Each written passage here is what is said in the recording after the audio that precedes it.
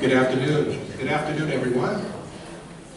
On behalf of the ABA Commission on Immigration, I want to welcome you to this Presidential Showcase CLE, No Deportation Without Representation, ? My name is Judge Dean Blum from the King County Superior Court in Seattle. I'm a commission member as well as the chair of the programming committee. And it gives me great pleasure to introduce this distinguished panel. Moderating, we have author and journalist Ray Suarez. Mr. Suarez was formerly with the a journalist with PBS and is currently a journalist with the Al Jazeera network. He's also an author of numerous books, and we are pleased to have him as our moderator today. To his left, we have the Honorable Robert Katzman, Judge, United States Court of Appeals for the Second Circuit. To his left, we have Director Juan Asuna, who is with the Department of Justice, and he is the Director of the Executive Office for Immigration Review. Last but not least, we have Raha Georgiani, and she is with the Office of the Alameda County Public Defender's Office in Oakland, California. Ladies and gentlemen, it gives us great pleasure to welcome our panelists and our moderator. We'd like to present Mr. Flores. Thank you, Dean. And thanks to the ABA and the committee for having me with you today for this vital discussion. Since this part of the program for your annual meeting was conceived of, and I was invited to be here several months ago, events have conspired to make this panel even more timely, even more vital, as the country was already preparing to embark on yet another family fight over the future of immigration law. And then, at first, thousands, then tens of thousands of unaccompanied minors and thousands more children accompanied by parents began arriving at the border. They were, in a large number of cases, not seeking to evade border authorities, not trying to enter the United States undetected, but in the case of many of the minors coming across with the express purpose of being apprehended, entering the system, of getting started with a process they hoped in the shortest possible time would get them 3 square meals a day in a safe place to be, while they asked to be allowed to join family members already in the United States. These border encounters and the coverage of this children's exodus are the first time through media coverage where a lot of our fellow citizens become aware of the system as it exists today for handling all these cases, children as well as adults, for processing and coming to some conclusions about these individuals' futures. I can tell you many times in the past few months, I've told smart, responsible, aware, civically engaged adults that in many of the cases involving people who are staying in the country without permission to enter and without a legal basis to remain, that it is the practice for these people to get no counsel, and when they hear that, they're surprised by that. They assume that all of these people, when faced with their hearings, get counsel. So I'm going to jettison the old familiar shorthand, "it goes without saying," because so much in this part of our common life doesn't go without saying, so I'm going to say it for a minute, and you'll have to indulge me for a dramatic public reading of the 6th Amendment to the U.S. Constitution. In all criminal prosecutions, the accused shall enjoy the right to a speedy and public trial by an impartial jury of the state and district wherein the crime shall have been committed, which district shall have been previously ascertained by law, and to be informed of the nature and cause of the accusation, to be confronted with the witnesses against him, to have compulsory process for obtaining witnesses in his favor, and to have the assistance of counsel for his defense. Yet, here we are. Because of the nature of the proceedings, because of the legal status of the people who occasion the proceeding, the Sixth Amendment is simply assumed not to apply here.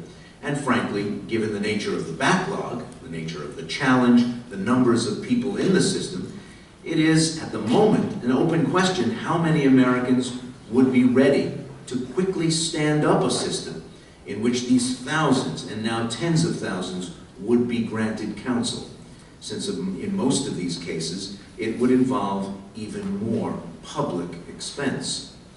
Yet many of these same Americans who bridle at the notion of a cash-strapped country following through on a constitutionally backed guarantee for people who aren't even supposed to be here, might also be more than a little uncomfortable if allowed to be a fly on the wall in a session involving a judge with an interpreter directly quizzing an overwhelmed 9-year-old about the circumstances which brought him to El Paso or Nogales or Laredo.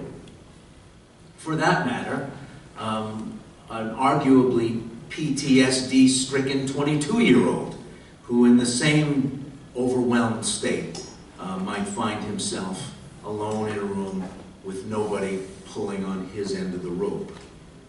So here we are, unwilling or unable to remake an existing system on the fly, ready to follow through even if it's not exactly right, in order to illustrate the reasons why no more people should try to come here without authorization. Are we stuck? We know that you are many times more likely to be deported if you have no counsel.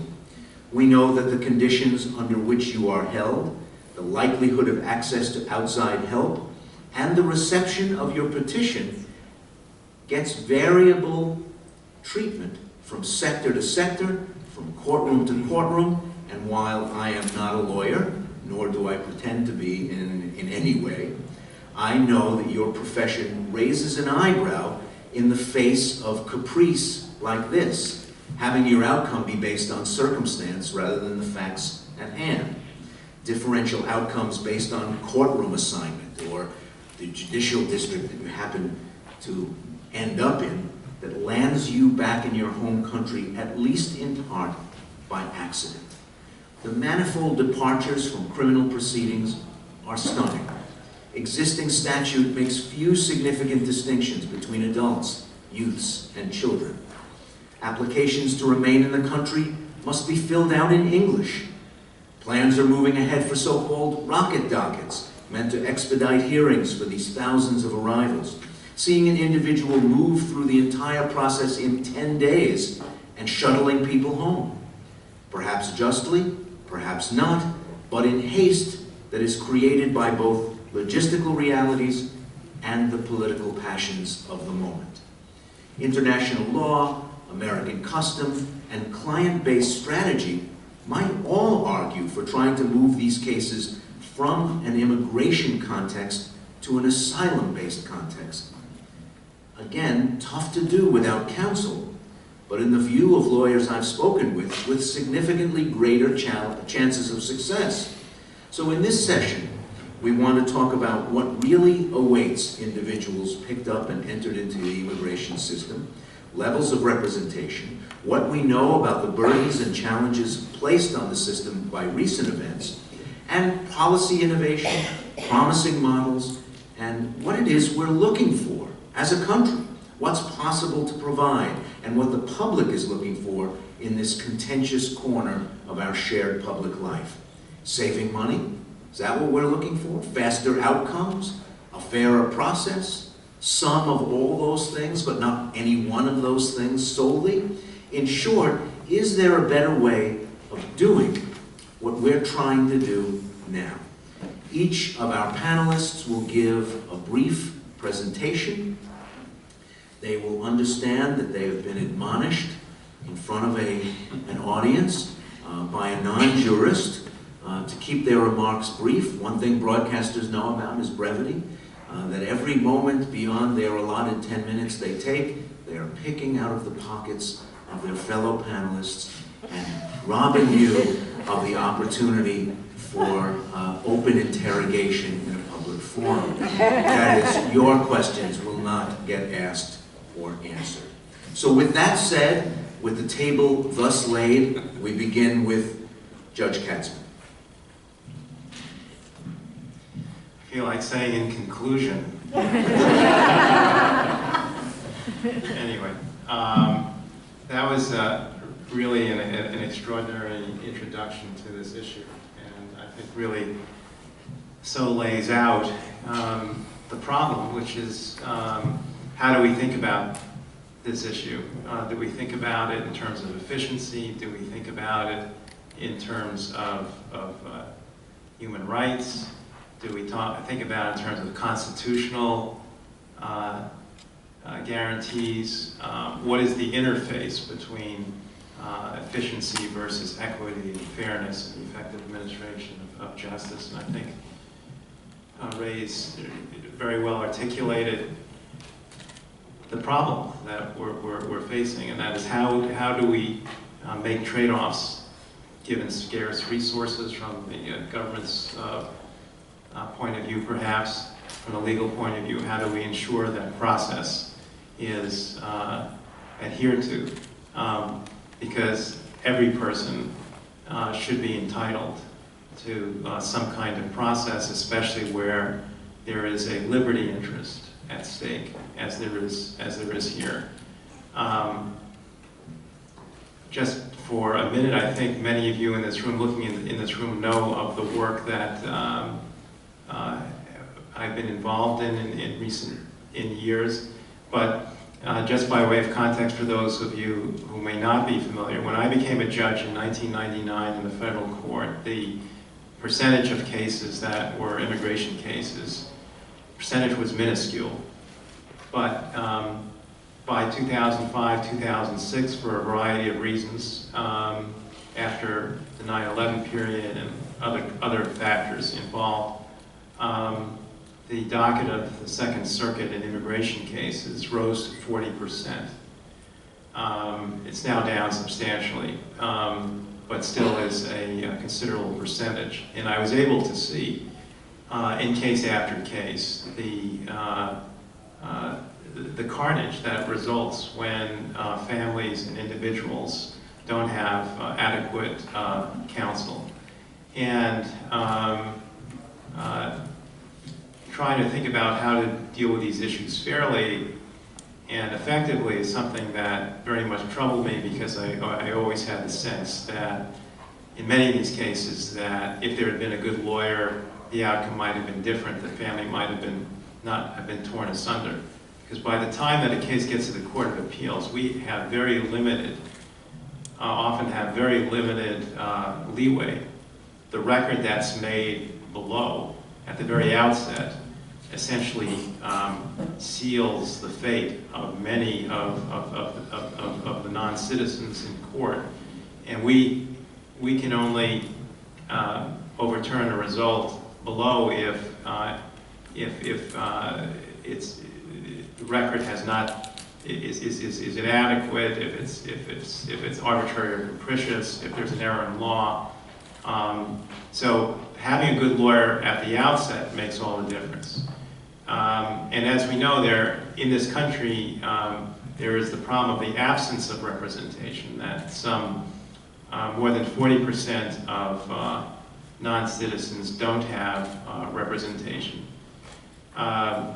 which is actually an improvement over the last few years, but still a devastating figure. And there is a very poor quality of representation in all too many cases. A survey that was done that I was involved in commissioning of immigration judges showed that in the New York area, immigration judges rated the quality of counsel as adequate in only about 50% of cases. So the lack of lawyers and the problem of the quality of lawyers is a huge problem. Those are the two central problems in terms of the fair and effective administration of justice. And in the next 4 minutes, let me just lay out what we've tried to what we've tried to do in New York. We have a study group on immigrant representation. 5 minutes, oh great, more than I thought. Thank you, Doc. Thank you. I feel like I've been given a great present, thank you. And I have, thank you. The study group on immigrant representation, some of you in this room have been involved in, like Bob Jusiam. What we've done is to look at how to increase pro bono services, how to develop models of service delivery that are cost effective, how to root out fraud and corruption. We've undertaken a variety of studies. We've issued a number of reports. We have some 15 initiatives. I'm just going to talk about 2 in the minutes allotted to me. One is the Family Unity Project. We undertook a study which showed that in New York City, that if you have a lawyer in a non-detention setting, in 74% of the cases you have a favorable outcome. If you don't have a lawyer, it's 13%. In a detention setting, in detained cases, if you have a lawyer, then in 18% of the cases you could have a favorable outcome. There is a favorable outcome in 3% if you don't have. So the whole focus was how to turn that data into something that was meaningful in terms of representation. And so, to make a long story short, that resulted ultimately, the study that we did, the New York Immigrant Representation Study, resulted in the New York Immigrant Family Unity Project, which was a proposal to create the first fully funded assigned counsel system, government-funded assigned counsel system for detained cases. And in New York City, the New York City Council a few months ago passed appropriations, which means that for the first time in New York City, everyone who's detained will have a lawyer. That's a significant breakthrough and could be a model for other jurisdictions. The second initiative that I want to mention is the Immigrant Justice Corps, which I had the privilege of founding. We launched in January of 2014. We have significant funding from the Robin Hood Foundation, the JPB Foundation, and several other foundations. And the aspiration is to create a cadre of lawyers, especially young lawyers recently out of college, recently out of law school, working together with senior retirees and young college graduates who will be paralegals to increase the representation of non-citizens. Our original focus was going to be on detained, but with the monies that have been given by the city for detained, our focus is now on non-detained.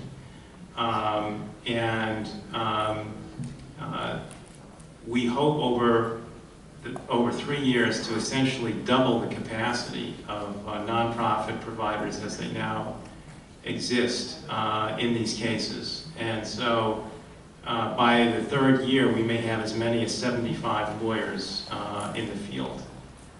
Certainly in the 2nd year, we'll have 50. And these lawyers have been, will be trained and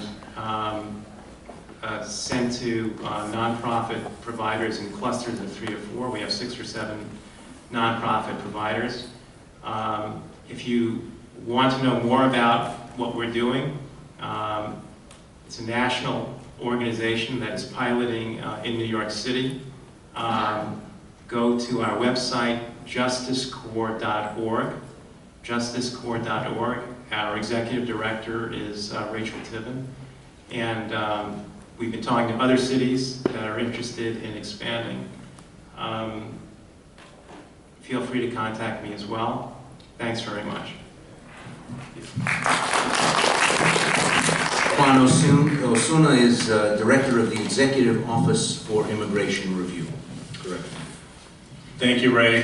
Good afternoon, everyone, and thank you to the ABA for holding this important panel presentation. It really is very timely given everything that's in the news.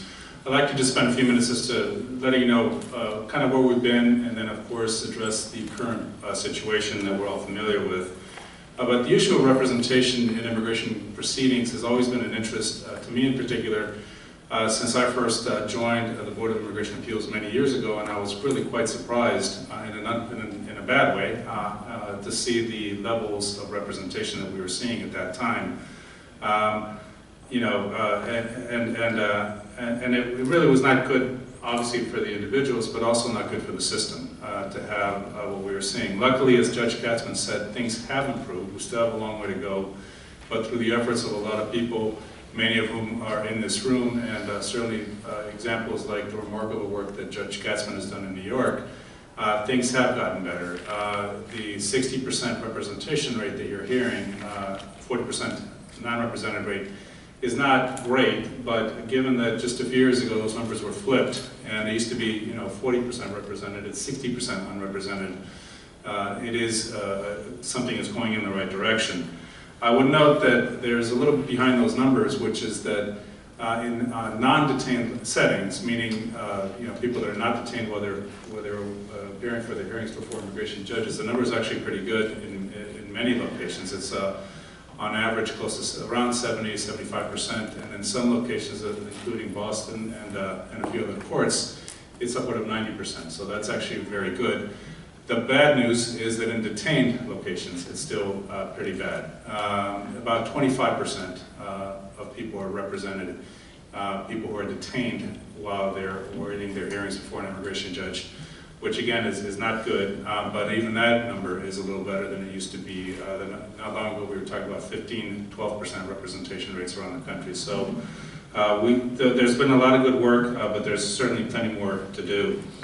I want to spend a few minutes just on some initiatives that we've been doing over the last few years and some that are coming down the pike that will help with representation.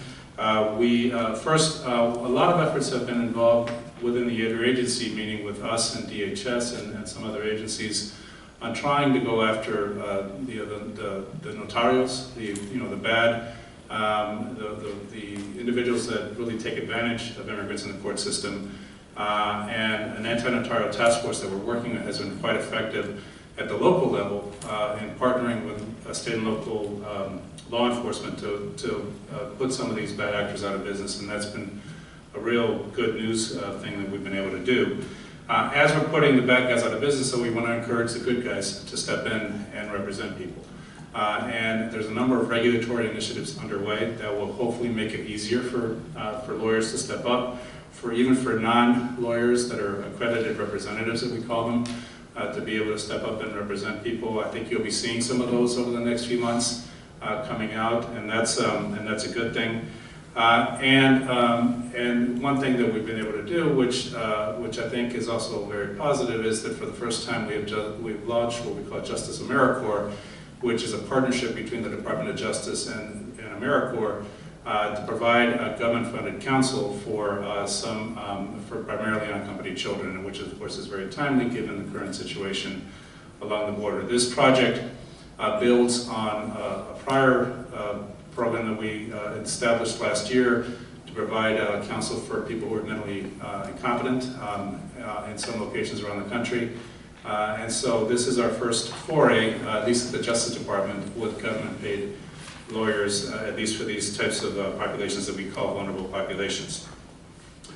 And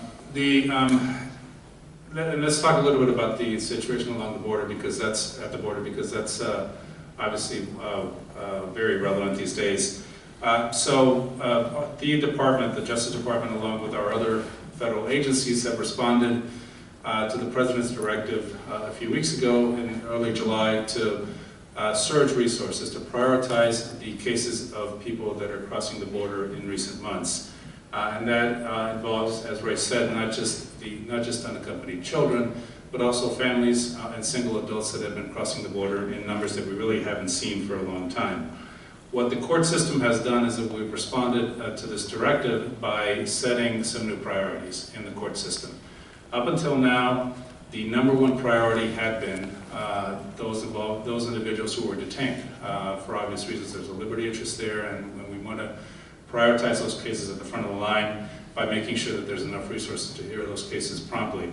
Now, that priority remains, but we've also added to that the cases involving unaccompanied children and adults with children or family members, family groups that have been coming across the border. What this means is that these types of cases will go to the front of the line for adjudication in our immigration courts. They will get first treatment. Enough judges will be reassigned to make sure that there are enough judges to hear these cases promptly and move them forward. Obviously, this has significant consequences for the regular non-detained cases that have been pending in immigration court for a long time.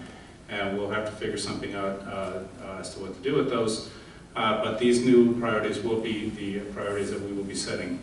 What this means in practice in our immigration courts is that the initial hearings will be faster than they have been. The initial master calendar hearing, what we call a master, for those of you that are not familiar with immigration court, there's the master calendar hearing is analogous to like an arraignment, where the judge brings somebody in and sees what the case is all about, takes pleadings, and sees what kind of relief might be available. That initial master calendar hearing our commitment is to move that up and to have that initial hearing take place within about 21 days after the charges are filed against the individual. So DHS files a charging document, and our plan is to have that initial hearing within 21 days. That is right now the only timeline that we have set. We are not going to be setting timelines for completion of the case. We're not changing legal standards. We're not changing legal procedural protections. Those remain. For a lot of these cases, what it could mean is that after that initial hearing, the judge will continue the case for counsel, for whatever procedural reasons might be necessary in this case. However, by setting the docket priorities the way we are also committing to clearing out available docket space so that the next hearing, the subsequent hearing after the initial hearing, is likely to happen faster than it has been. It's likely to occur, if it took a year before it might occur now within, 6 months or 4 months or whatever the judge thinks is reasonable in a particular case. That is how these cases will move a little bit faster. Obviously, there are big challenges in moving a system of this size that quickly, or moving a system of this size with that many cases in a short period of time. There are going to be problems. There have been problems, and I'll be upfront with that. There have been some problems around the country where notices have been gone out, or they've gone out with inadequate amounts of time, or sometimes I heard of one case where a lot of notices the court thought went out, they never went out. And so people were scheduled to show up and they didn't show up because they never got the notice. Those are things that we are trying to look at and correct as we go forward. Again, you don't move a system this quickly or this big without having some problems in a few locations. But we are committed to trying to work these out. And please let us know if you see things. If you see problems, you can talk to me directly or the court locations around the country, and we'll work through those. Let me just close by mentioning a little bit of the need for counsel, because this is going to be a critical part of going forward. Again, it is not just good for the people appearing before the courts to have good lawyers, it is also good for the system. Any judge will tell you, any immigration judge will tell you that they would much rather have a lawyer involved from the beginning of the case to have the case move forward in an efficient and effective manner. This has been recognized with regard to the current situation. The administration has recognized this by way of the Supplemental Appropriations Act that was requested from Congress just a few weeks ago for the Justice Department. A portion of that request was actually for legal services to help fund the lawyers that will be needed going forward. But that's obviously that supplemental, as you know, has not moved very far. The House passed something that does not include the legal services piece of this, so we'll see what happens with this. So we will be going out in some of these locations, especially some of the cities where a lot of these unaccompanied kids and the families will be going to, appearing in our courts, and try to encourage pro bono to do more. I know there's capacity issues everywhere, and everybody is strapped for services, but we really want to try to get as many legal services involved as we can. I hope that the ABA, I think the ABA can be very helpful in this, and we'll be having some discussions with that, Meredith. But certainly our plan is to try to work as much as possible with the law firm community, the legal community, to deal with these very high priority cases. So with that, let me close, and I'm happy to take any questions. Thank you, Director. Next, Raha Georgiani, former clinic professor at the UC Davis School of Law, now an immigration defense attorney with the Office of the Alameda County Public Defender. Thank you, Ray. Well, first off, I want to thank the ABA Commission on Immigration for organizing this very timely program and event. I'm honored to be here among such distinguished panelists. So while California has definitely a ways to go to get to where New York City has been and is now, I'm really proud to report that the Alameda County Office of the Public Defender, located in Oakland, California, has really taken a courageous and innovative step towards advancing access to counsel for indigent immigrants in the Bay Area, and I've been asked to tell you a little bit about our program there. So as of January 2014, about 8 months ago, I began directing the first immigration representation project out of a county public defender office in California and on the West Coast.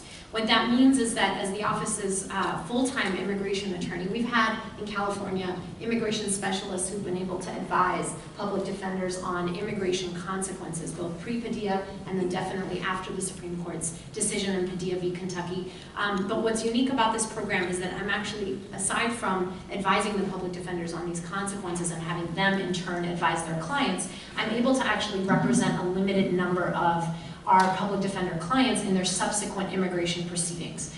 Usually immigration proceedings, removal proceedings, but sometimes other sort of imminent immigration problems that they're facing. So I want to give you, it's really that second piece that hasn't been tried in California, and I want to give you a little bit of background as to how we got there. But first, I wanted to just say, and I think everyone in this room is probably quite familiar with these concepts, but just in case, I want to just run through for folks what really is different about removal proceedings, for example, when you compare that to criminal proceedings, right? So in criminal proceedings, we have a right to appointed counsel. If you can't afford an attorney, you will get one. You won't be forced to represent yourself by yourself, and that's critical, and we all know why. The other differences are also critical. For example, in removal proceedings, there's no speedy trial right? There's no statute of limitations. A person can face deportation based on something that happened 40 years ago, 30 years ago, right? I've represented numerous lawful permanent residents, people with green cards who had something happen in, let's say, 1972. They made a mistake, they were convicted of something, they traveled to Costa Rica on holiday, they enter back, and they are placed into removal proceedings based on these very old convictions. And these convictions very often include nonviolent first-time offenses.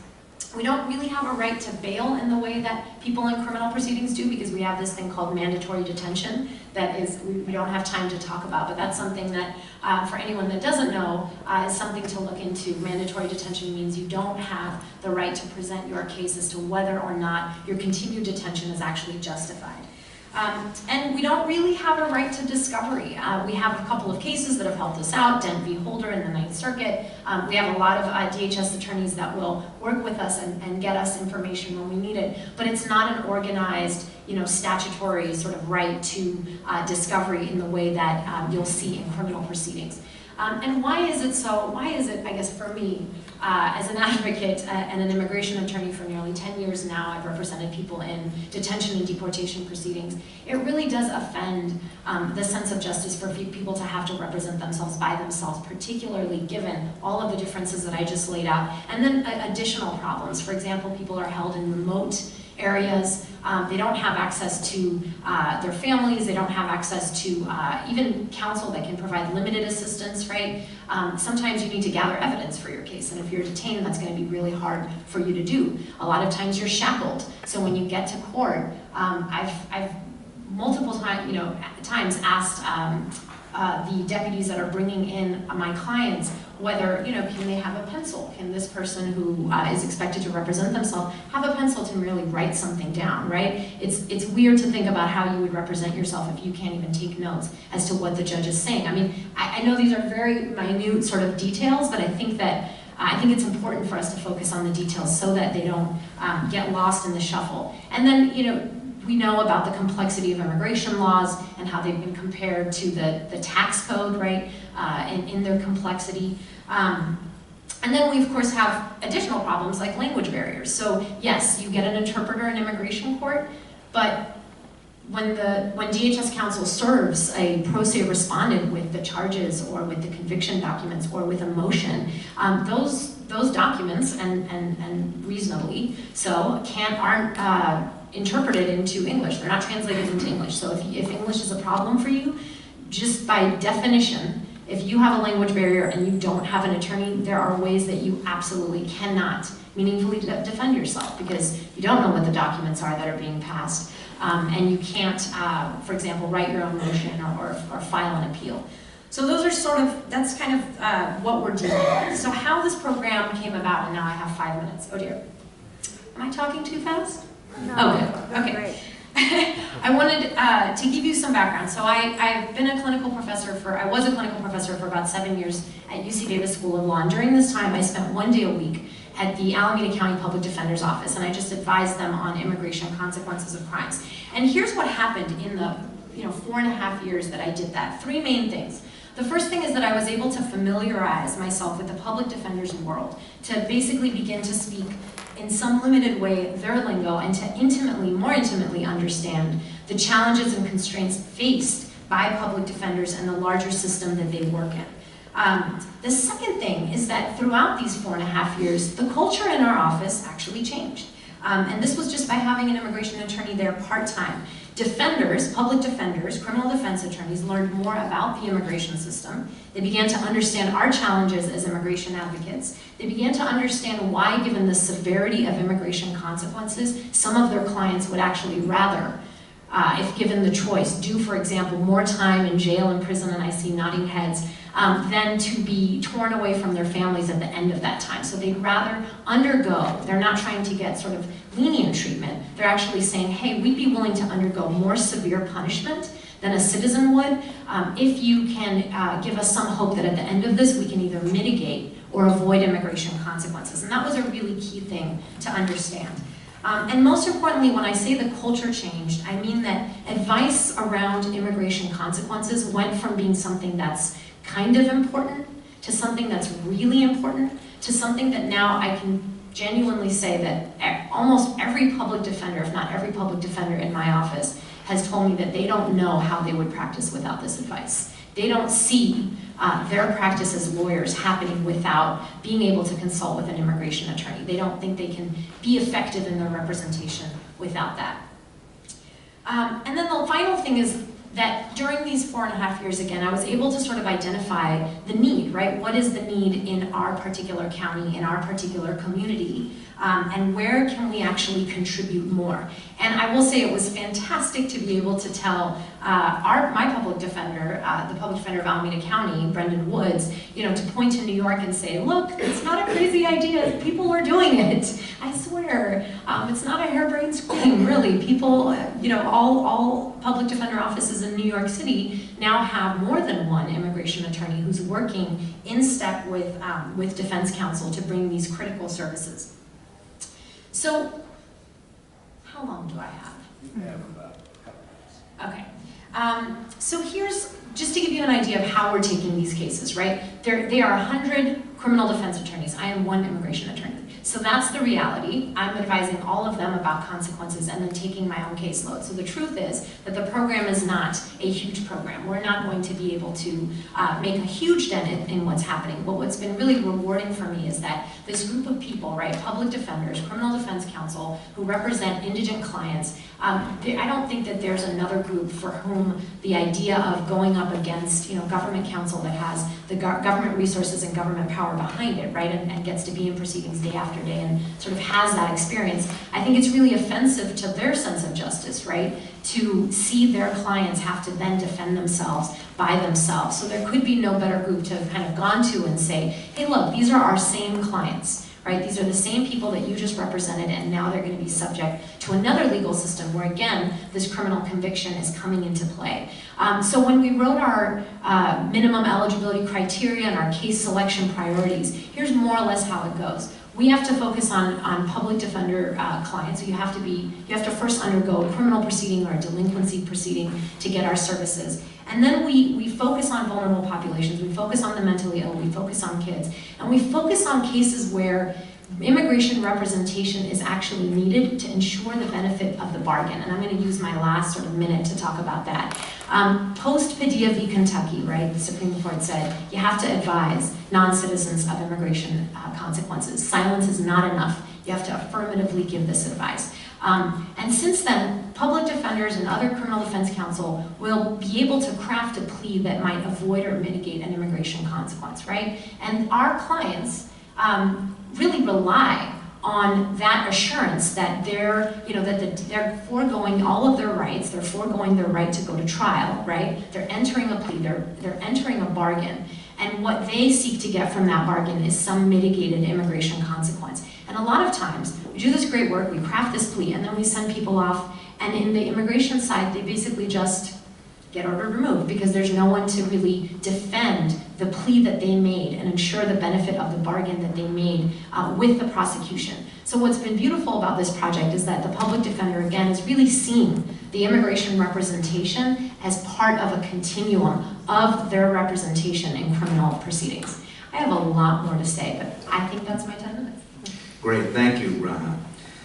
Director, we've already talked about the discrepancies between people who have representation and those who don't. But are there further stratifications in the population of people who are awaiting the treatment of their cases? The conditions in which they're held, whether they're in a decommissioned military base or a for-profit prison, whether they're in an ex-urban area or in the middle of a big metropolitan area. Are there judicial districts across the country where they're far more likely to be removed than others? Are they more likely to be removed if their hearing is in Richmond, Virginia, as opposed to Chicago, Illinois? Are there further differences beyond simply the binary, I'm represented, I'm not represented? There are. I think that, and that's actually quite a complicated question. Let me take a stab at some of the stratifications as you mentioned. One of the interesting things about our system is that there are significant variations depending on where you are, meaning judicial circuit, for example. The law on, and let me just take that further, further granularity there with regard, for example, asylum claims. The law on asylum is supposed to be uniform across the country, and in terms of statutes and regulations and case law created by the Board of Immigration Appeals, it largely is. But when you go from circuit to circuit, you see some significant differences. And for example, the Ninth Circuit may recognize some claims that the Fifth Circuit doesn't recognize, or there may be procedural differences in some circuits that make it easier for some people to have more procedure to them. A good example is, again, the Ninth Circuit. Right now, there are bond hearings for people who are mandatorily detained, that you heard mentioned by Raha just a few minutes ago, that are pretty much mandated at 180 days. In other words, even if somebody's subject to mandatory detention, the Ninth Circuit mandates that they get a hearing 6 months after they were detained to see if they qualify for bond or for release from detention. That's unique to the Ninth Circuit. Actually, this particular, Massachusetts has joined the Ninth Circuit in some ways with a district court decision a few months ago, that actually mandates something similar. So there are significant variations from circuit to circuit that immigration judges have to apply and have to be cognizant of when they are adjudicating cases. In some areas of the country, it is a lot easier to get a lawyer than it is in other areas. I mentioned that non-detained dockets in the Northeast, Boston, New York, Hartford, Connecticut, are generally very well represented by lawyers. If you go to parts of Georgia, we were just talking about that earlier, it's very difficult to get lawyers, especially for people who are detained in a couple of locations in Georgia, especially. So where you are and where the court is does play a lot into not just the types of procedure that are available, but sometimes even whether somebody can get relief or not. Judge, do those disparities, just by their very existence, undermine or erode the idea of equal justice under law? I think that sometimes you have to go behind the numbers and the percents, because sometimes fact situations result in differences. But in general, I think that not just in this context, but in any context where there is disparity, despite the same fact situation, that should be a cause of concern for everybody. Is there a way to address those without legislation, without appropriation, but just through administrative means? It's very hard. I wonder, and this is really a question that I would pose to Juan, if you had disparities, some disparities are a consequence of differences in circuits. So if circuits have different views of the law, it's not surprising that that would filter down to administrative and adjudicative proceedings. But I wonder if where a circuit has not, let's say, issued a ruling in a particular area, what sort of mechanism is there nationally from Washington in terms of saying, well, this is the policy that is being applied in some other areas. We think that's a good policy, and you should be thinking about that. Yes, that's a very good question. So let me take that on with a couple of ways, a couple of different slice that in two ways. Number one is there are a lot of procedures that courts use around the country that can be characterized as best practices that can be adopted and have been adopted, system-wide in many ways. Now, you got to be a little careful with that, because sometimes what works in one court may not work in another court. But let me give you an example of something that we're trying that I think it benefits everybody, including the court system. A couple of courts, I found out a couple of courts maybe a couple of years ago were using, aggressive use of pre-hearing conferences, before coming for a judge. Now, pre-hearing conferences is something that courts do and should do to narrow issues and to have the appropriate judge time spent on issues that are matters that are in dispute. Things that happen in other court systems often don't happen in our court system, and we're trying to institutionalize some of those practices. So what we've done is that we've tried to take that concept of pre-hearing conferences, mandated pre-hearing conferences between DHS and the private attorneys, and actually expand it to other court locations. I think we're up to about a dozen courts now where certain slices of the cases are actually subject to those types of best practices. That is one way that I think you can institutionalize these on a national level, these practices that are good, again, not just for the parties, but also for the court. In terms of legal differences that might lead to some disparate results, it is a challenge, especially in the asylum area, sometimes to have some consistency. And you got to be a little careful with that, I think, because asylum adjudications by their nature are case-by-case adjudications, taking into consideration the particular facts presented by the person.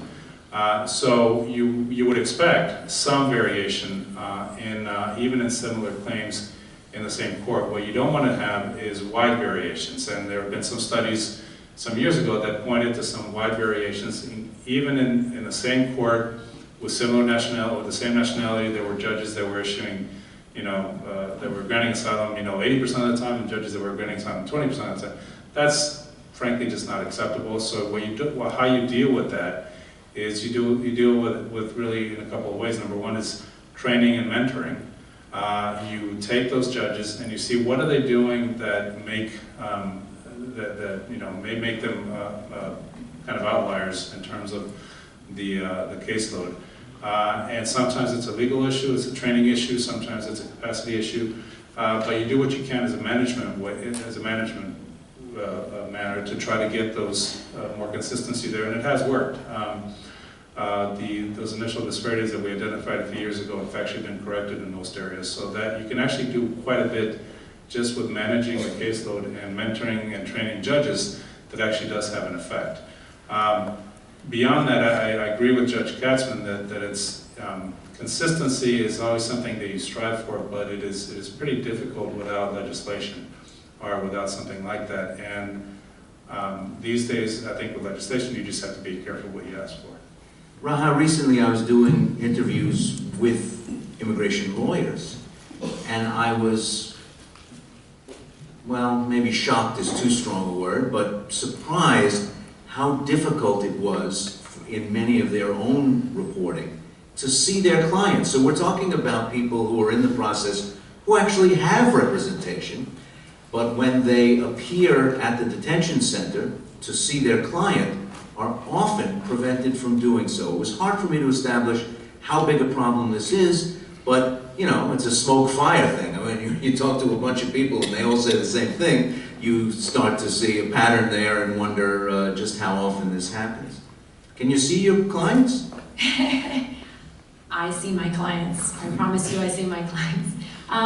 Yeah, I think, you know, so I practiced in Arizona before I started practicing in San Francisco, and what I noticed there, I think that there are definitely problems with access for attorneys, and where I think that problem is most prevalent is in county jails. So we know that again the nods.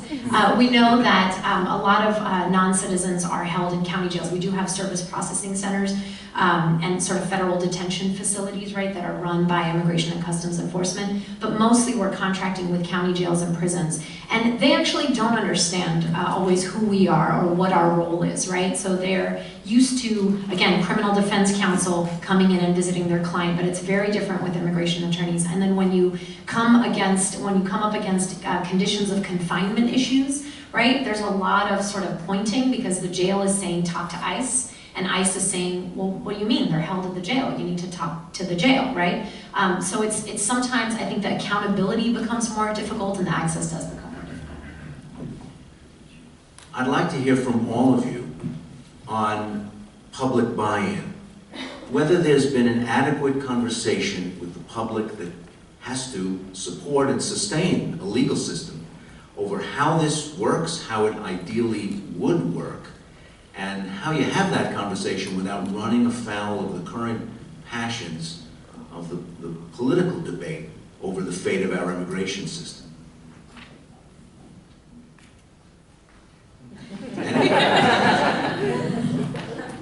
I can start. So I think one of the things that I've noticed over the years in just talking to people, right, talking to the public about the work that I do, is that there are a lot of misunderstandings, and overall, I find that the public, for the most part, agrees about basic procedures and basic fairness. And it's not always clear to them what's taking place in these proceedings. So once you take the time to kind of explain, you know, the story of a person who, especially in particular, entered the United States legally 40 years ago, came here with refugee status, got a green card, got convicted of something, and then years later is put in deportation proceedings, or even a year later is put in deportation proceedings for that one particular mistake, there's a lot of, oh wait, we deport those people? Wait, what do you mean, right? So one, when you hear, often in the media, and definitely never by Ray Suarez, but in the other media, the focus is really on, you know, undocumented folks, and I think that's important to a certain extent, but I think what is missing is the conversation that we're not just deporting people who are undocumented. We need to be really clear about that. We're deporting lawful permanent residents, we're deporting refugees, asylees, we're deporting veterans, people who have fought for this country, and one of the things that actually I hear from my clients all the time I come into the detention center, and almost without fail, the first thing is, don't worry, Mr. Ajani, yes, I have this one conviction, but I paid my dues, I served my time. This must be a mistake, because I can't be punished twice, right? For the same, in this country, I can't be punished twice for the same conviction. And of course, we know that double jeopardy does not apply, because legally, immigration proceedings are not classified as criminal. They're not classified as punishment, right? The Eighth Amendment doesn't apply because it's not punishment. So I think sort of bringing that education and awareness more to the public will help in the conversation of getting the public on board. Judge Katzman? I agree with what Rohan said. I wanted to also mention the importance of the media in terms of promoting public understanding. I think, for example, the New York Times has done an excellent job over the years of devoting resources to the problems of immigrants and immigrant representation that was not tied to the crisis of the moment, like this current crisis. And your reporting is another example, Ray, of thoughtful analysis. And if the public is going to understand what the nature of the particular problem is, it's going to be through the idea merchants, those in the media who translate the problems into an accessible language for the public. Now, because of the current crisis, we're seeing a lot more reporting, and they're mostly horror stories, and that can be useful, but long term, it's not enough. What you need is thoughtful, reasoned analysis of the problem, told often through individual stories. But I think it's been largely absent, with some exceptions, and I think that's a problem. You know, there needs to be much more intelligent discussion, and I think that most people are willing to listen if you appeal to the better parts of their nature. But if you don't, then we're dealing with uninformed information that is spread, inaccurate information that is spread, and I think that creates more problems. For example, those of us here in this room are concerned about the problems of individual non-citizens and ensuring due process. Those who approach the problem from administration of justice effective cost-benefit analysis and are more concerned with making sure the system works better might be surprised to know that having a good lawyer actually improves the processing of the system. Sometimes that means that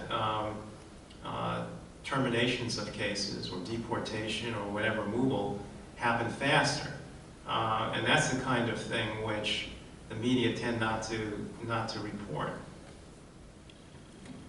I completely agree. I think that this is one of those areas where, bringing it back to the topic of the panel, which is representation, that there's something for everybody. Those who want just a more efficient system will get it. If you have actually more counsel involved, especially early on, because the cases will move faster, and people that may not be eligible to stay for whatever reason actually could move through it much more quickly.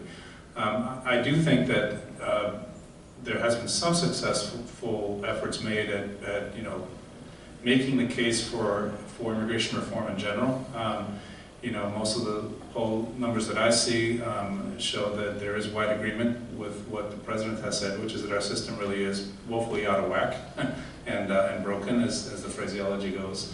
I still remain an optimist in terms of immigration reform. Maybe not this year, but certainly at some point, partly because I think the public has, learned and become aware of the fact that there are a lot of things in our system that just don't make sense and need legislative reform. When I was in San Antonio, I came here from San Antonio, and one of the things I did down there was go to a town hall on these questions. And while I was sitting there, I sent a tweet out saying basically, did you know that you can go through the entire deportation system with no right to counsel? Just that question. And my Twitter file filled up with angry responses from people who said, look, they're not even supposed to be here, so why do we have to afford them the same legal rights as a citizen? And you can't run a legal clinic every day, but there is a sense among people who already have quite a strong conviction on the questions of the future of immigration law in the United States that fairness and justice are for citizens, that rights are for citizens, and as one person tweeted to me, they shouldn't even get a hearing. We know they're not supposed to be here, send them home. Have we had an adequate conversation with the public about these questions so that there'll be common consent on how to move forward, common wisdom on how to move forward?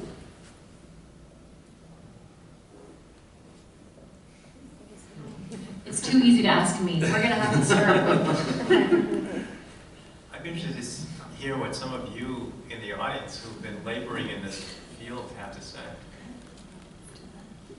Good segue, Your Honor. Hi, Good strong voice. Stand up. Tell us who you are. My name is Maria Singh. I'm a reporter with the Boston Globe, and I cover immigration. Thank you very much.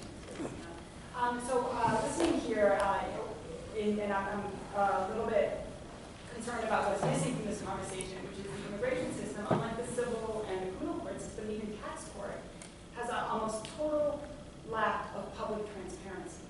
So you could have the conversation with the public, but there's almost no information in the immigration system that's available to the public. Arrests are not public. So lawyers know this. Lawyers have to FOIA their clients' files.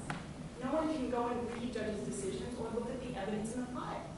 This is completely different from almost every court system, including asylum cases that go before Your Honor's court.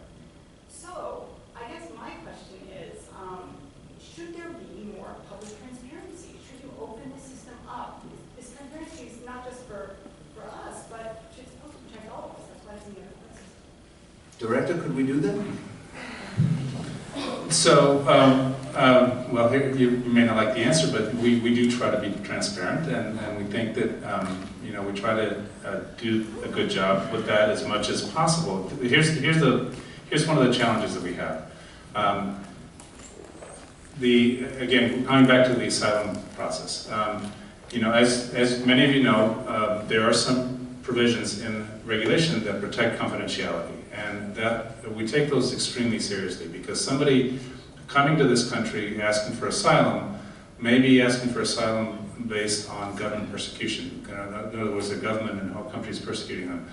We have to take those confidentiality provisions extremely seriously. Now, that is not to say that we try to keep people out of courtrooms, because our general practice is that if there is an asylum hearing, for example, here in Boston or someplace else, that is coming, our general policy is that court hearings are open, and members of the public and the media and law school clinics or whatever can come in. What the judge will have to do in that situation is make sure that the person appearing before him or her is comfortable with that. In other words, the typical practice is that the judge will say, Mr. So-and-so, there is a member from the public or a reporter that wants to sit in on the hearing, is that okay with you? And if a person says, no, it's not because it's my asylum claim and it's confidential, then we have to close that hearing. And that's going to remain that way, because we have to, again, protect that confidentiality.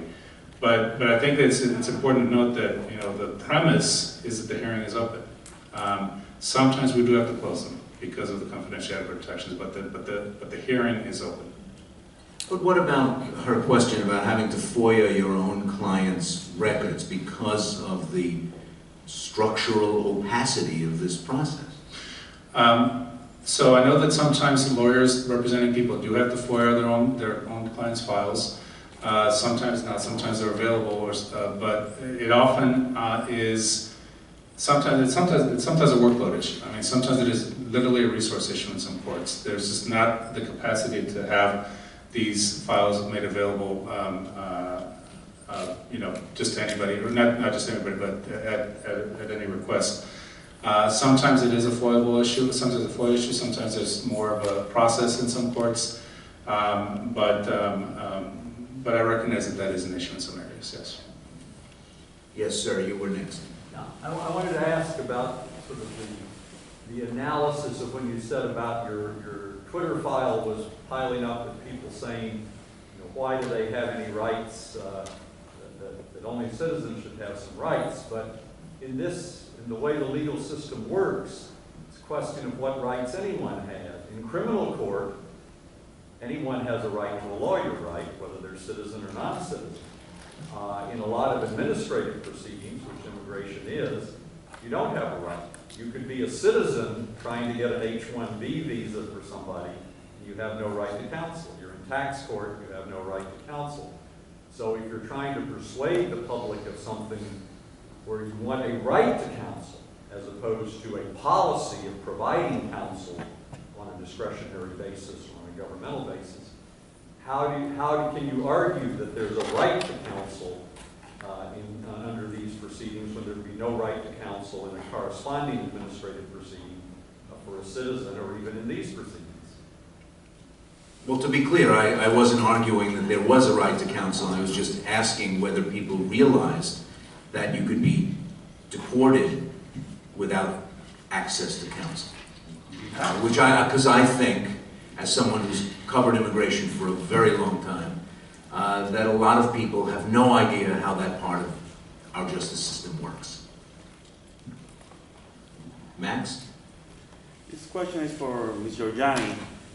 I want to follow up on, I would like you to expand on a point that you made regarding agreements between counsel and prosecutors.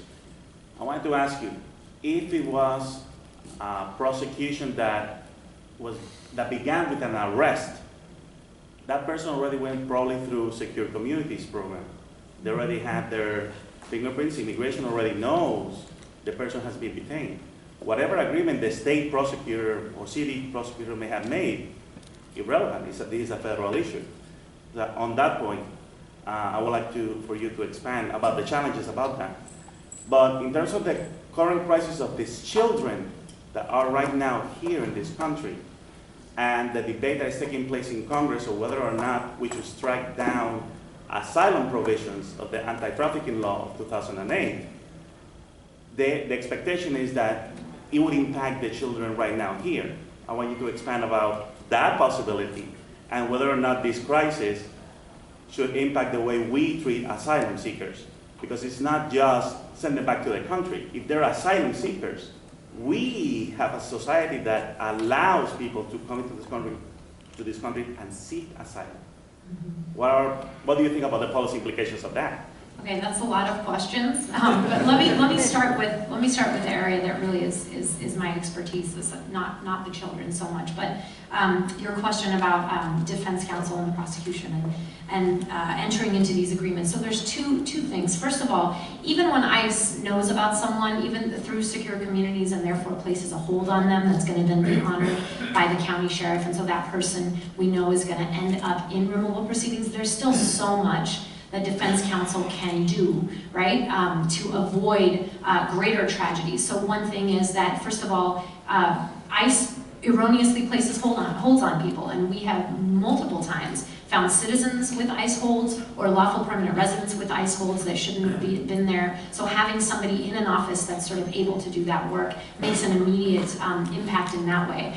Secondly, you can keep someone eligible, right, for immigration relief. So even if you know that it's unavoidable that they're going to end up in removal proceedings, there's still so much work that can be done during the plea bargaining process to maintain eligibility for some relief that somebody can see. So, you know, one of the first types of education we had to do with public defenders was exactly that. A lot of people were sort of throwing up their hands and saying, look, he's already slated for deportation, there's nothing we can do, right? And the answer is, of course, no, there's a lot that we can do. Even keeping someone eligible for bond so that they can, with just a little bit more integrity, go home, figure out what they're gonna do with kids, figure out what they're gonna do with the house, with the car, rather than get picked up on X Street and spend 3 years in the detention center and then end up in Cambodia somewhere, right? Which is a terrible, terrible result that we've seen over and over again. The other thing I wanted to say is that so in Alameda County, actually, ICE holds are no longer honored by the sheriff,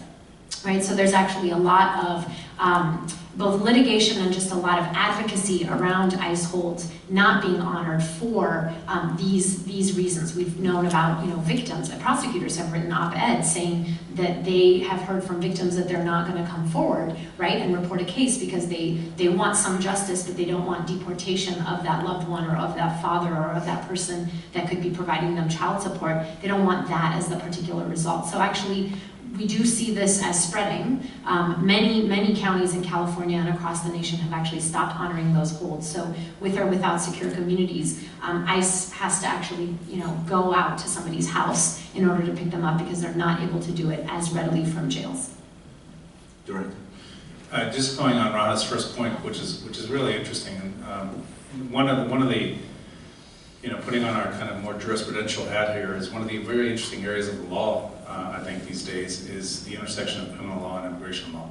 And we started seeing this a few years ago at the Justice Department when I got a call one day from the State Justice Institute, and they had been contacted by state courts in many areas saying, my goodness, I have these guys in front of me that are pleading guilty to these crimes, and I'm being told that whatever I sentence them to, you know, might actually have an immigration consequence in the future. I have no idea what immigration law is all about. Can you help? And so we've actually done some work with state court systems to try to, you know, inform and educate state judges about, you know, some of the consequences, immigration consequences of plea bargains and things like that. But this is one of those areas where, you know, I think it's just a very interesting legal jurisprudential, you know, area that we're entering into, that we have been into, is this intersection between criminal and immigration law that could have some significant consequences going forward. And Padilla, I think, in many ways is emblematic of that.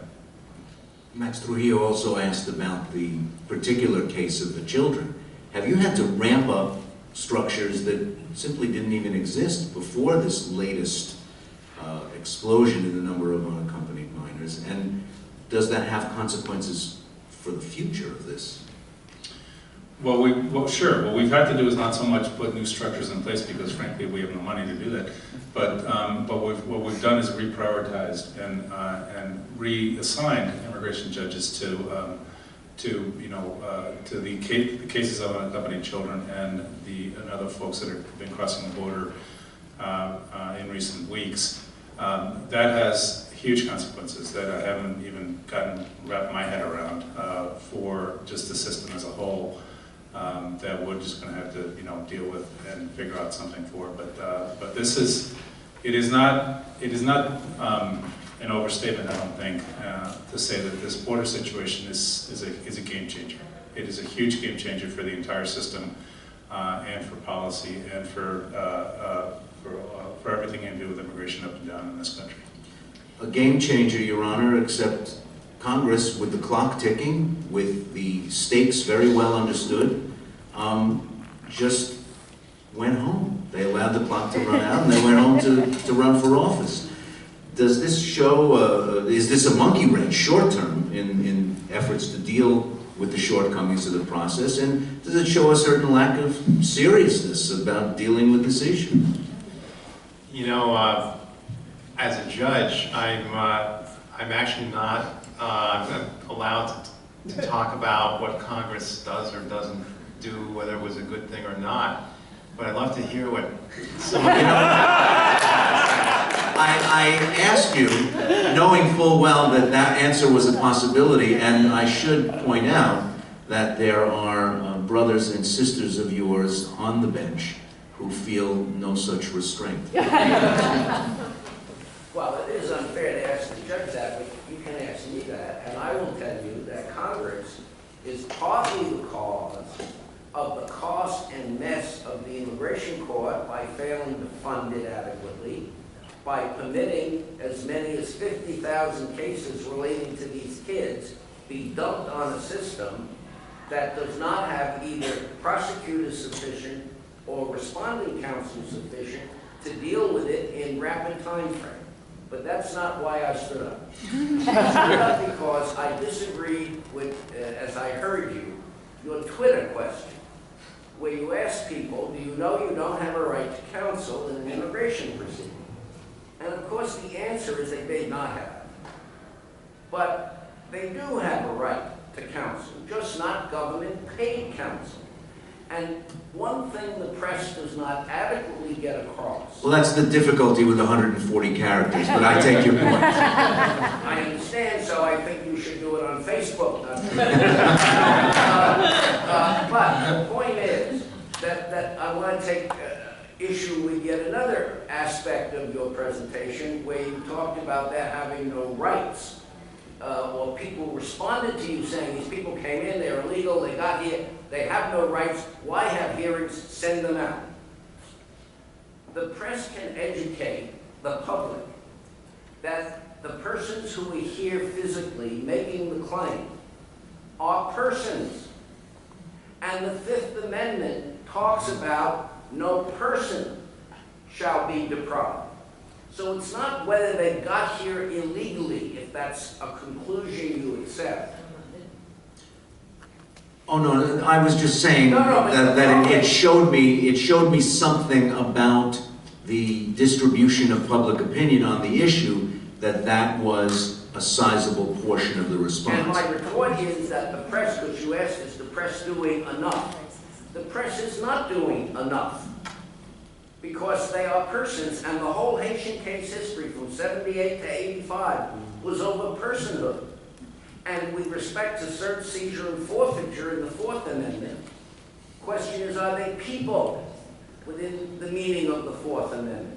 So there are a lot of points of law you don't have to be very technical about, but people ought to understand that the notion of throwing somebody out who came here illegally, if you assume that, requires under our system they have an opportunity to say something. And the notion that you don't let them say anything is something that the press ought to be questioned. I agree. Excellent. I didn't get a chance to talk about the unaccompanied minors issue with your question. I'm not sure what you mean. But so the public defender's office can represent in immigration proceedings people who were in public, who it otherwise represented in their criminal or juvenile delinquency proceedings. So we aren't going to be able to represent kids who are there in dependency court, right? We're only going to focus on the kids who, unfortunately, some way land in delinquency court.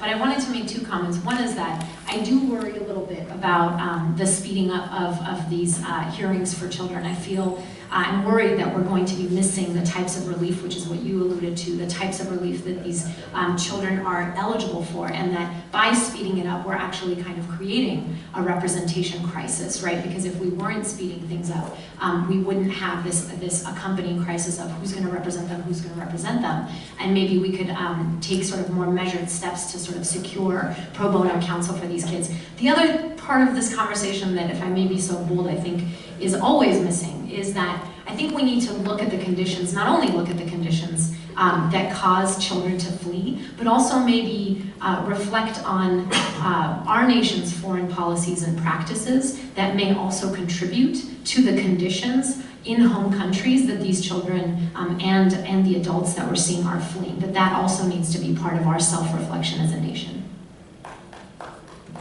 Who's next? Yes, sir.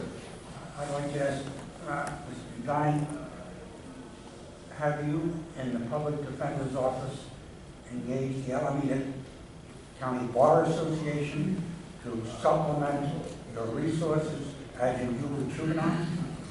We absolutely have not yet, and we absolutely should. We absolutely should. I made the formal announcement of this position just a few weeks ago and was really delighted that folks on task forces with the California Bar and the Alameda County Bar were really impressed with the project.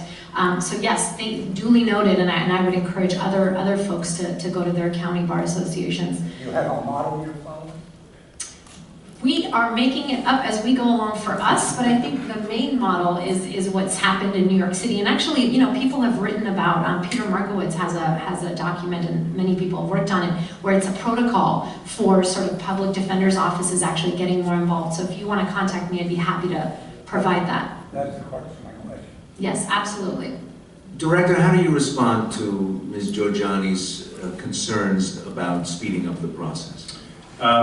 We are going to be speeding up the process in the sense of how I spoke about at the beginning, which is that the initial hearing is going to be, the initial master calendar hearing is now going to be moved up and is going to be happening faster than it has up until now.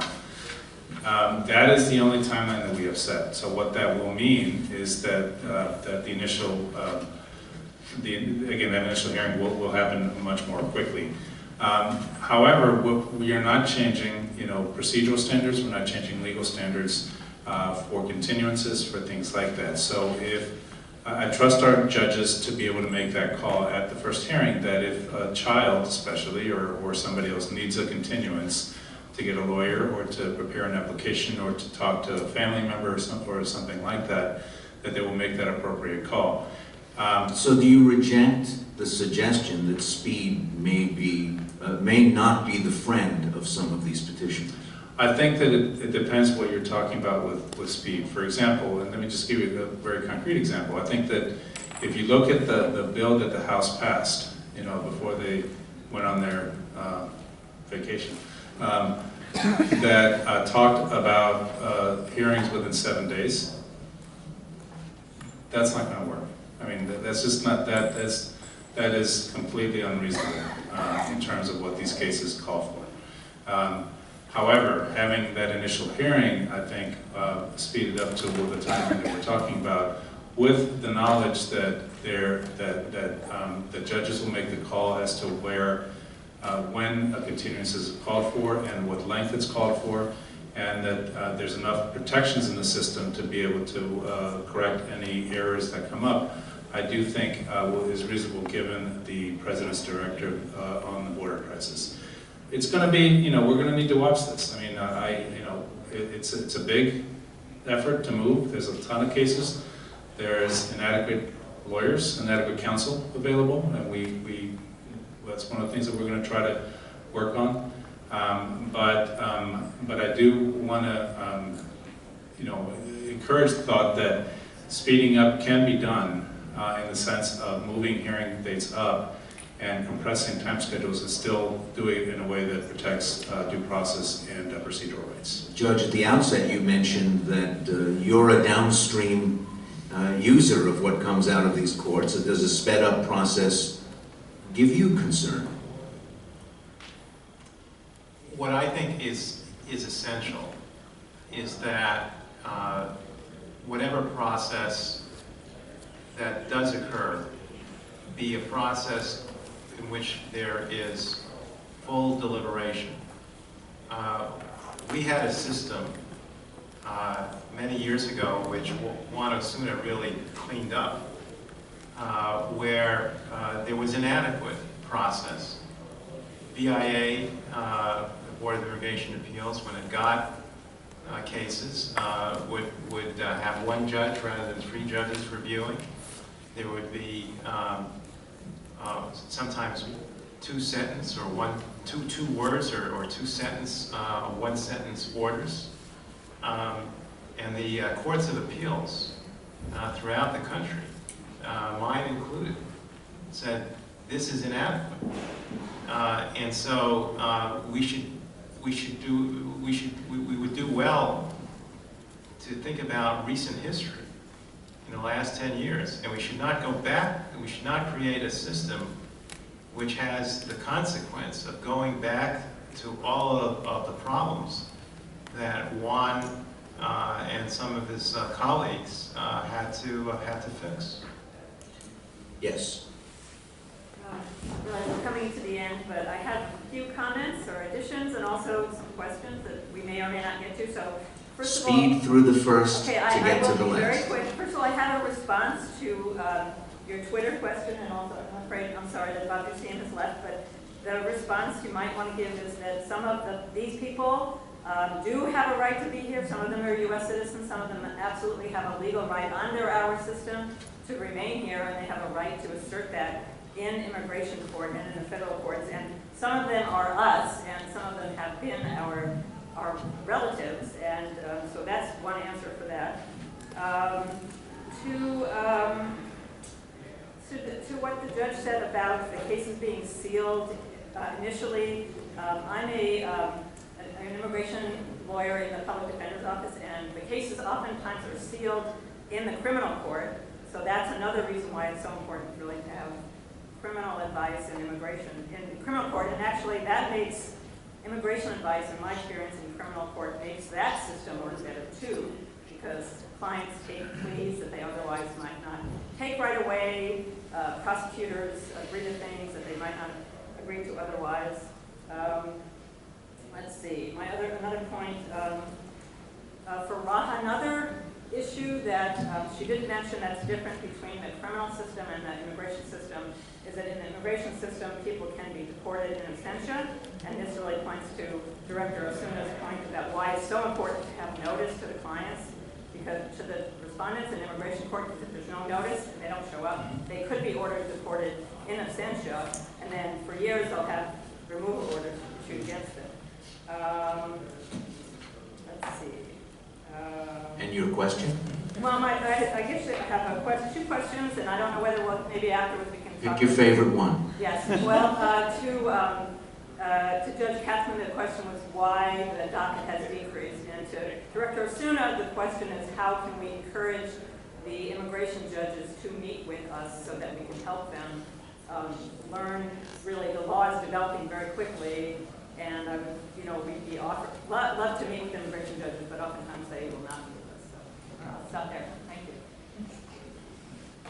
It's hard to know exactly with any precision why the docket has decreased. It's still substantial compared to what it once was.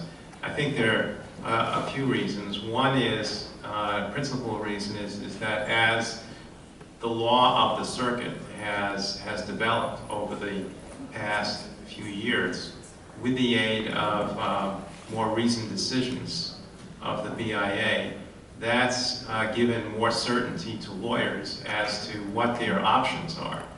And that's a subtle influence, but I think it's a very important influence. And so I think a lawyer knows more now about what will fly or what won't fly, whereas 10 years ago there was less that was known. I think that's probably a principal reason. Another reason is that we had huge dockets because we had huge backlogs of cases coming to us. And some of this is temporal. It could be that unbeknownst to us, there's a huge backlog that will be coming to us in the next year or so. Juan says no. But I think that those are the principal reasons. I have, because we started a few minutes late, used moderator's prerogative to run a little bit over my time, but just a little bit. So if there are any final comments or summations that you want to leave us with before we bring down the curtain, please. We're good. Thank you for your questions. Can we just have the second question answered? About meeting with judges. About meeting with immigration judges, please. Repeat the question. Oh, yes. How can we encourage the immigration judges to meet with, what I'm talking about, the private bar and the advocate community in Maryland, but I'm sure it's true. For example, in New York, we have the immigration judges meet with the interested parties. I mean, not parties to a case, but segments of the bar and the legal community. And if it's not happening where you are, it's probably just a cultural thing within that particular court. But there's no reason that it has to be that way. Yeah, I agree. I mean, I think that, I was just in Memphis a few weeks ago, and I heard how basically the private bar and the government lawyers and the judges all kind of get together on a regular basis and meet. I know in San Francisco, it's also done that way in many places. So it could be just, we should talk maybe, because I think it could be a local thing in Maryland or wherever. But I know that there is quite a bit of interaction in many courts between the judges and the private bar and the government lawyers. Thank you very much for coming. Thanks for your excellent questions.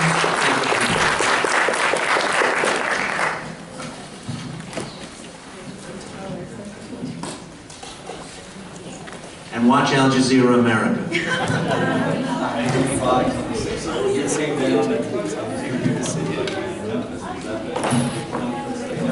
it's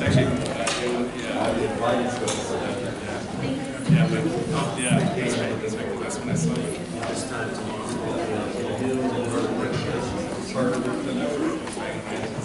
Yeah, good to see you.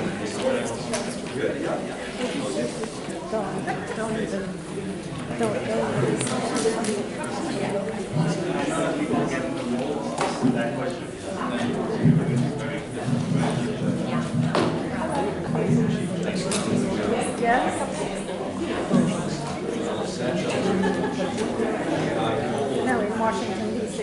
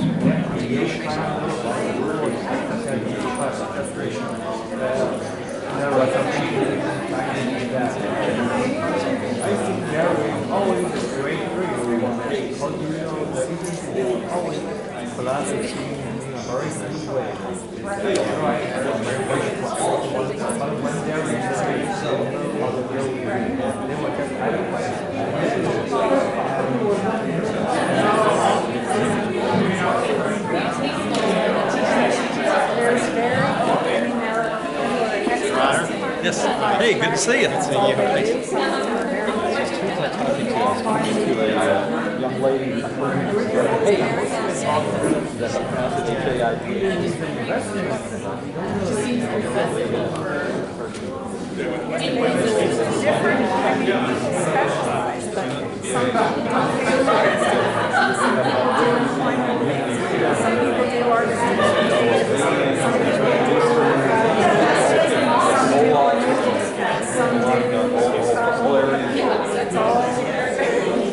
Immigration over was English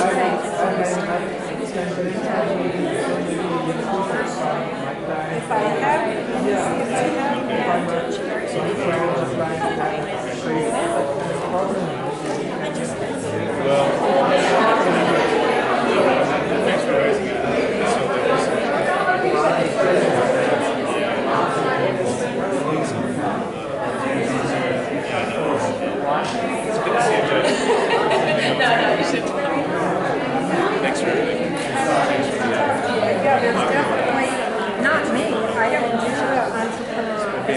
I did mostly asylum and some family work and deportation.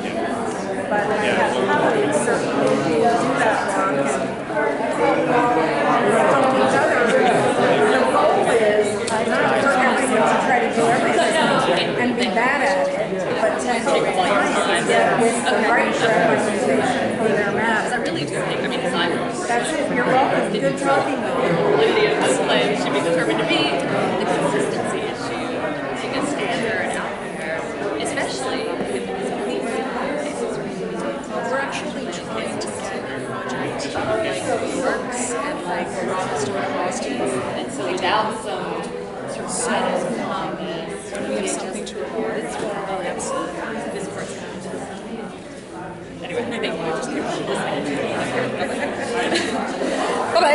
I am. Okay, see you, Janice, thanks. And I guess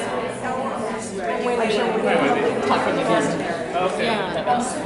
I gather from the thing, the comment yesterday that the whole proposal is going to be revised to incorporate some of this new stuff. Did you have a chance to do any talking about focusing on the kids or about the problems with the existing proposal? You didn't really get to. What you think about this? Okay,